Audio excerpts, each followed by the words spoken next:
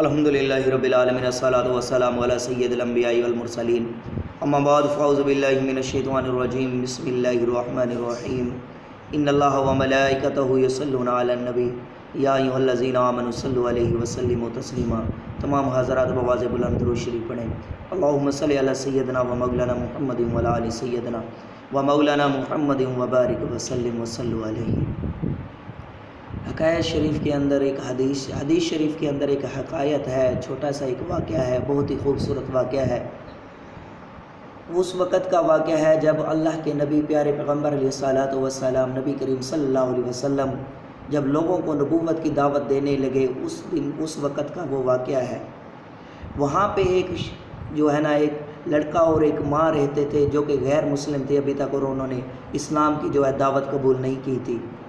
تو وہ جو بیٹا تھا، وہ جو اس کی ماں تھی بیوہ تھی، اور وہ لڑکا جو تھا وہ یتیم تھا، اور جب بھی وہ اپنی ماں کو دیکھتا تو اس کے اوپر جو لباس دیکھتا نا، تو اتنا پھٹا پرانا لباس تھا کہ اندر سے وہ جسم کبھی کبھی وہ جسم نظر آنے لگتا۔ تو اس لڑکے کو بہت تکلیف ہوتی کہ یار میری ماں ہے اور وہ اس طرح کا لباس پہنے، یہ مجھے گوارا نہیں کرتا۔ تو اس کی اس نے ایسا کیا کہ اسے اپنے چاچا کے پاس چلا گیا، حالانکہ اسے اپنی ماں نے منع کیا کہ اپنے چاچا کے پاس نہ جائے۔ تو وہ وہاں پہ اپنے چاچا کے پاس چلا گیا اور چاچا کو جا کے کہتا ہے کہ چاچا جان کچھ پیسے عطا کر دیں یا کچھ لباس دے جو کہ میں اپنی ماں کو دوں۔ وہ میری ماں جو لباس پہنا ہوا ہے وہ پھٹا پرانا لباس ہے، یہ اچھا نہیں لگتا کہ میری ماں اس طرح کا لباس پہنے، اس لیے چاچا جان مہربانی فرمائیے مجھے کچھ پیسے عطا کر دیجئے، میں اپنی ماں کو لباس لے دوں، یا کوئی لباس عطا کر دیجئے میں اپنی ماں کو جا کے دوں۔ چاچا نے کہا جہاں یہاں سے بھاگ جا، میں کیوں دوں۔ وہ روتا ہوا جب واپس آیا تو ماں نے کہا کہ میں نہ کہتی تھی کہ تم کیوں گیا ہے اپنے چاچا کے پاس، اس کے پاس نہ جاتا۔ جب اس نے راستے میں جب آ رہا تھا واپس تو وہاں پہ ایک شخص نے دیکھا کہ وہ ایک لڑکا روتا ہوا آ رہا ہے۔ اس شخص نے کہا کہ اے لڑکے کیوں رو رہا ہے؟ اس نے کہا کہ میں اپنے چاچا جان سے اپنی ماں کے لباس کے لیے گیا تھا، میری ماں بیوہ ہے اور میں چھوٹا ہوں، ابھی اتنا کما نہیں سکتا کہ ماں کو لباس لے کر دوں، اس لیے میں پریشان ہو کے آ رہا ہوں۔ اس نے کہا کہ ایسا کر حرم میں چلا جا، وہاں پہ ایک اللہ کے پیارے نبی آئے ہوئے ہیں، وہ تمہارے مذہب کے تو نہیں ہے، یعنی وہ تو مسلمان ہے، لیکن یہ سنا ہے کہ اگر اس کے پاس کوئی کافر بھی جاتا ہے تو اس کی پریشانی بھی حل کر دیتے ہیں، اس کے پاس جا تیری پریشانی حل ہو جائے گی۔ اس کے بعد جب وہ گھر آیا ماں سے اجازت لینے کے لیے کہ میں وہاں جاؤں، ماں نے کہا کہ میں نہ تجھے کہتی تھی کہ اپنے چاچا کے پاس نہ جا، وہ تجھے کچھ نہیں دے گا، اب میں پھر تمہیں روک رہی ہوں وہاں بھی نہ جا۔ اس نے کہا نہیں ماں، مجھ سے یہ جو لباس تو پہنتی ہے مجھ سے دیکھا نہیں جاتا، نہیں میں وہ حرم شریف وہاں ضرور جاؤں گا۔ تو وہ لڑکا چلتا چلتا حرم شریف میں پہنچا، وہاں پہ جا کے کہنے لگا کہ میں یہاں پہ جو مسلمانوں کے نبی ہیں ان سے ملنا چاہتا ہوں۔ صحابہ کرام نے آ کر اللہ کے پیارے پیغمبر علیہ الصلوۃ والسلام سے فرمایا کہ ایک لڑکا آیا ہے جو آپ سے ملنا چاہتا ہے۔ اللہ کے نبی نے فرمایا کہ اسے بھیجو۔